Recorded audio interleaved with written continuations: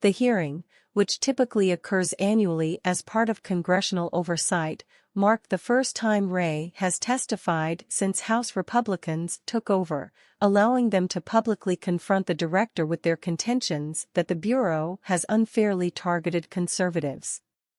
Chairman Representative Jim Jordan, ROH, opened his remarks by listing out a number of allegations and quoting findings from a recent and sweeping federal court opinion out of Louisiana that found substantial evidence of government censorship, including by the FBI, via social media companies. "Here's what's truly unbelievable. Here's what's amazing," Jordan said.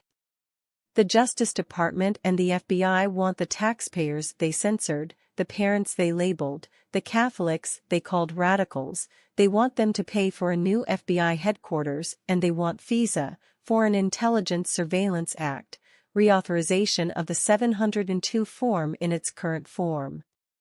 I mean, you can't make this stuff up." Jordan reiterated his plans to push this year for significant reforms to the FISA provision, which grants the FBI warrantless surveillance authority, and limit Department of Justice funding through Congress's upcoming appropriations process.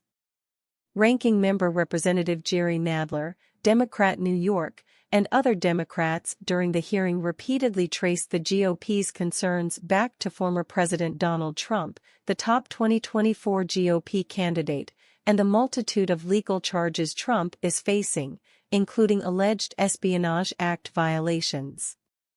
Nadler accused Republicans of having ulterior motives to protect Donald Trump and to return him to the White House in the next election.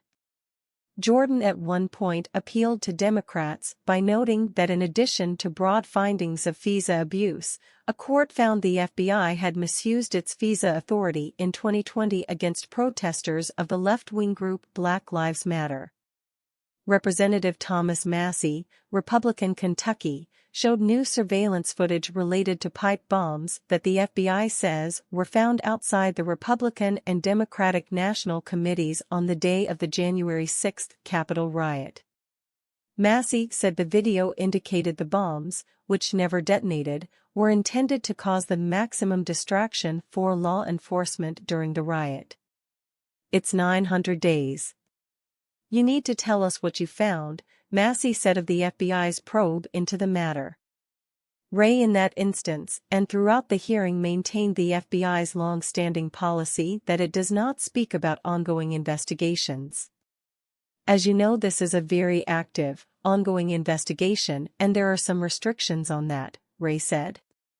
Wray during the hearing also defended the Bureau, noting the sheer breadth and impact of the work the FBI's 38,000 employees are doing each and every day because the work goes way beyond the one or two investigations that seem to capture all the headlines. He pointed to thousands of arrests of violent criminals in the past year and elaborate investigations of drug cartels and threats from the Chinese government. Jordan and others have long said, however, that they are concerned with top brass at the FBI, like Wray and other senior officials, rather than the majority of agents.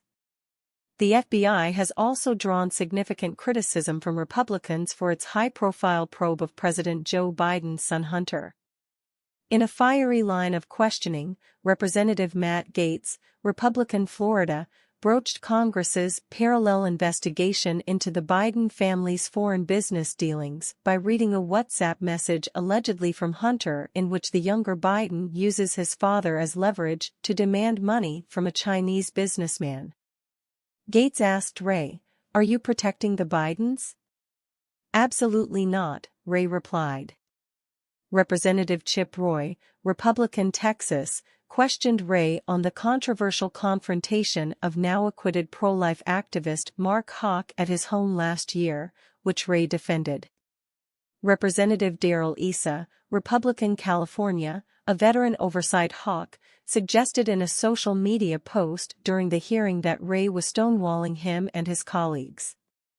The hearing overall was largely a highlight reel of deeper behind-the-scenes investigations the committee and its Weaponization of the Federal Government Select Subcommittee are continuing to conduct. The investigations have involved dozens of subpoenas for documents and depositions, witness testimonies behind closed doors, and interim reports of findings. The committee plans to focus specifically on government censorship in an upcoming public hearing on July 20, and, as it did with Wray, will publicly question Attorney General Merrick Garland in September.